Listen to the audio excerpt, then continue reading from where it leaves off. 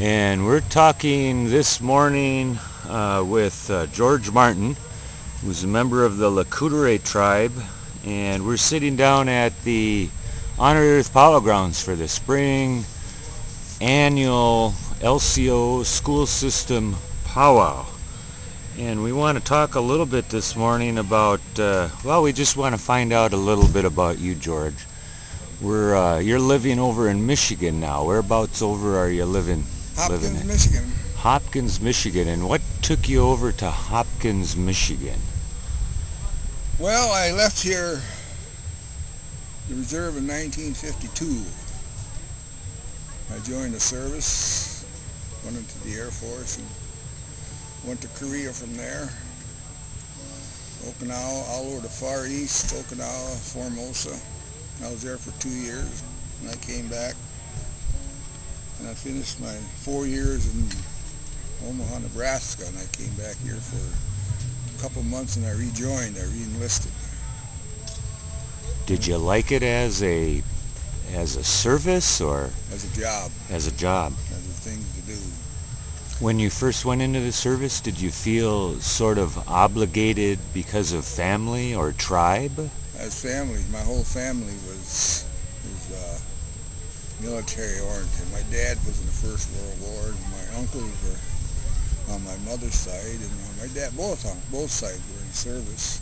Mm-hmm. And my two older brothers were in,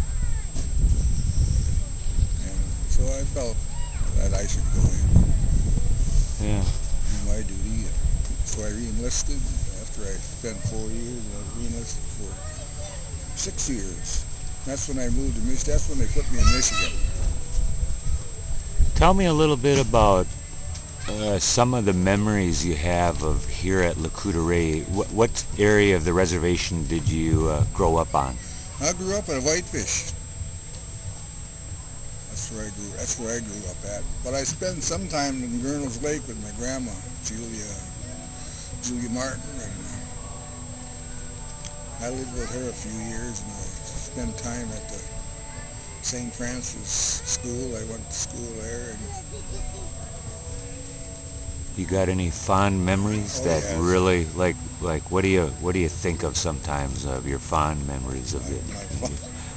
Out in the woods on the lake? I'm still scared of the dentist because of that. Because in the back room there, they had a chair back there, looked like a electric chair, where they strapped you in to do work on your teeth, and the dentist would come, I don't know, maybe once a month or something. He'd take us back there, and you had to walk back on that hallway back to that room. You see that chair there, and I still remember that chair. They'd strap your arms in and your feet, and they'd start working on your teeth. I don't believe they had Novocaine for that. But I don't think that's a fear that you're the only one that has. I think I'm not the only one. There were a lot of us kids going to school there. I grew up in Whitefish, and we had a lot of kids from Whitefish. My age, we always had a ball game going, or we always had skating parties on the ice, bonfires on the ice, swim parties all day long down at the beach. And there was always a lot of kids around.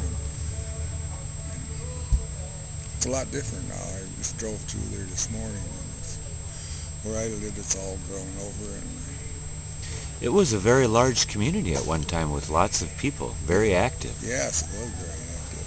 There's people tell me that there was times when Whitefish had visitors from all over the country.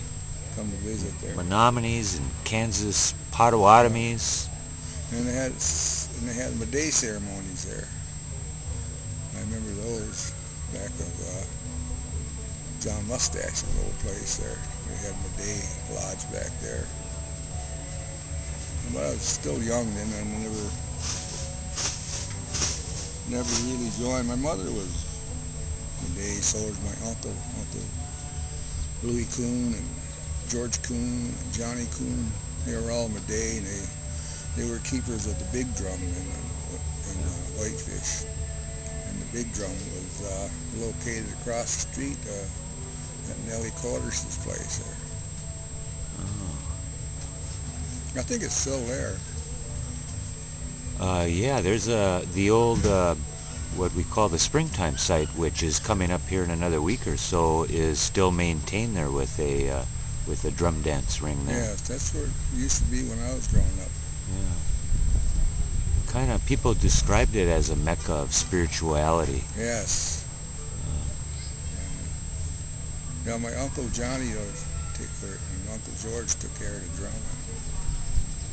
Nowadays there's a lot of people coming back to that. Yeah. And there seems to be nowadays a lot of people are coming back to another side of what might be called a healthy living style, not only embracing some of the traditional spirituality, but growing gardens and harvesting.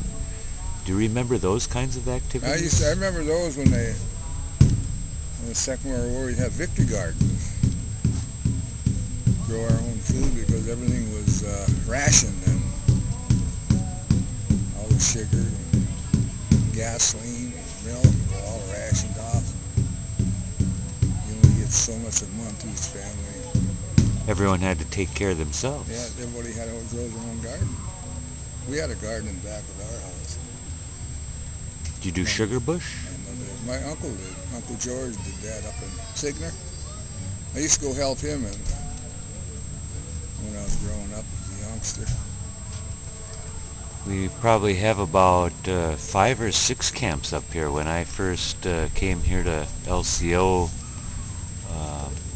30 some years ago, it seemed like you'd have to hunt around to find the one sugar bush camp. Yes. And now I suspect there's probably camps I don't know about, but people making candy, yes. People making sugar. Well, there was another, John Rusk and his family had one on their way to Signer way back in the woods. I remember going back to that one.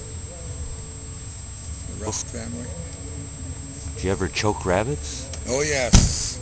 Right down from my house there was a big swamp towards the big lake. That's where I choked my rabbits, and I went down there this morning and it's all cranberry marsh now. So that's all. I remember walking down in that swamp at 6 in the morning before I go to school, check my snares, bring back a couple rabbits, and we'd have rabbit stew for dinner. I took the kids out looking for some wild onions. You remember collecting anything unique out of the woods that you don't find in the market nowadays? Yes.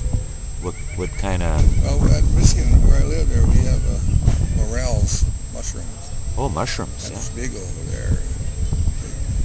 We go out every spring.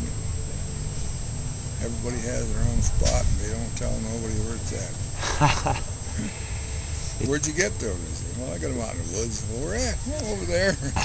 Drop down the road there. They never give their spot away.